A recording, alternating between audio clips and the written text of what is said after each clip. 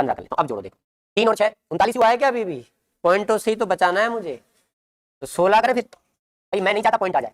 8 और 6 14, 10 24, 24 और 16 40, तो योग आया 40। संख्या कितनी है? 5, 5 8 है 40।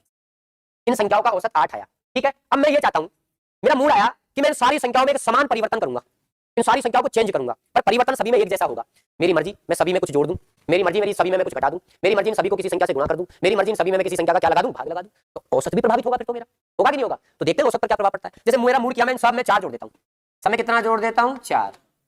तो जोड़ो 7 9, जोड़ते चलो 10 14 20।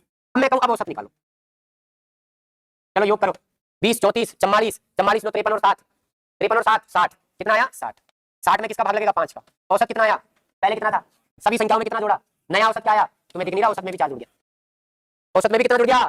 तो तेरी तो जो परिवर्तन संख्याओं में किया जाता है, जो परिवर्तन सभी संख्याओं में किया जाता है, वही परिवर्तन उनके औसत में हो जाता है। अगर मैं सभी संख्याओं में से 2 घटा देता, क्या घटा देता? 2 जैसे मैं सब में से 2 घटा देता हूं। और सबूत ले लो, तो 1 3 4 8 12 सॉरी 14।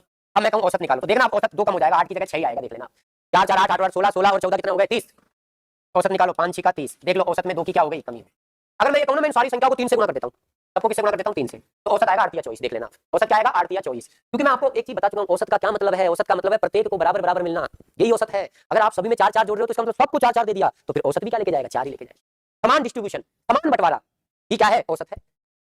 3 से गुणा कर दो, बताऊं सबूत ये भी? चलो 3 तिया 9, 5 तिया 15, 6 तिया 18, 10 तिया 30, 15 16 तिया 48। चलो सब जोड़ो, कितना हो गया? 78, 88 और 8 96, 96 96 96 में 10 जोड़ो, 106, 111 और 9 120, 120 में लगाओ 5 का भाग, 24 पंजे 120, देखो 8 तिया 24, 8 तिया 24। क्लियर हुई बात? यानी जो परिवर्तन सभी संख्याओं में किया जाता है, वही परिवर्तन किसमें हो जाता है? शेषफल में, वो सॉरी औसत में। नोट बनाओ, ये देखो, देखो कितने सीधे सीधे क्वेश्चन आते हैं। 18 संख्याओं का औसत 80 है, प्रत्येक संख्या में 5 जोड़ दिया जाए तो औसत क्या होगा? बोलो क्या होगा? 85। देखो लिखो,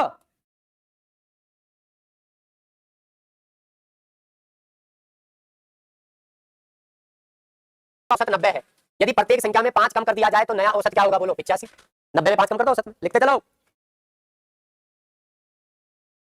ये देखो दामोदर मीना कहना 4, तेरी ऐसी तैसी 4 क्यों आएगा? 36 में 2 का भाग 4 तो ऑप्शन में नहीं है। कसम से यार, गुड मॉर्निंग कर रहा है सर। अरे यार गोलू कहाँ है यार तू? यार आ यार भाई यार क्लास में, तेरी कसम मन ही नहीं लगता तेरे बिना। भभूति का कौन सा ब्रांड है सर?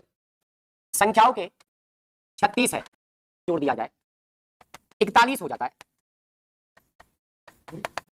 एक अचर राशि सी जोड़ोगे तो औसत में भी सी जुड़ेगा, तो 36 में पहले औसत कितना था? 36। अब सारी संख्याओं में अगर आप सी जोड़ोगे, एक अचर राशि सी जोड़ोगे तो औसत में भी सी जुड़ेगा, तो 36 में सी जुड़ते ही औसत कितना हो गया? 41। तो बोलो फिर सी का मान क्या है? 5 ही तो है। 36 में 5 जोड़ेंगे तभी तो 41 आएगा। ओ प्रत्येक संख्या में अचर राशि सी को जोड़ा जाए, बता दो। अरे इन संख्याओं का औसत x का भार है, अब इन्हीं संख्याओं में सब में किसका भाग लगा दिया? m का। क्या परिवर्तन कर रहा है? सारे संख्याओं में m का भाग लग रहा है, तो फिर औसत में भी किसका भाग लग जाएगा? m का। तो ये औसत आ जाएगा x का भार बटा m। सवाल को देखते ही ऐसा डर लग रहा है भूतनाथ जैसा सवाल है क्या? बताओ नहीं क्या है ये लो, ये तुम्हारी एवरेज की आज की क्लास, बाकी चर्चा करेंगे कल।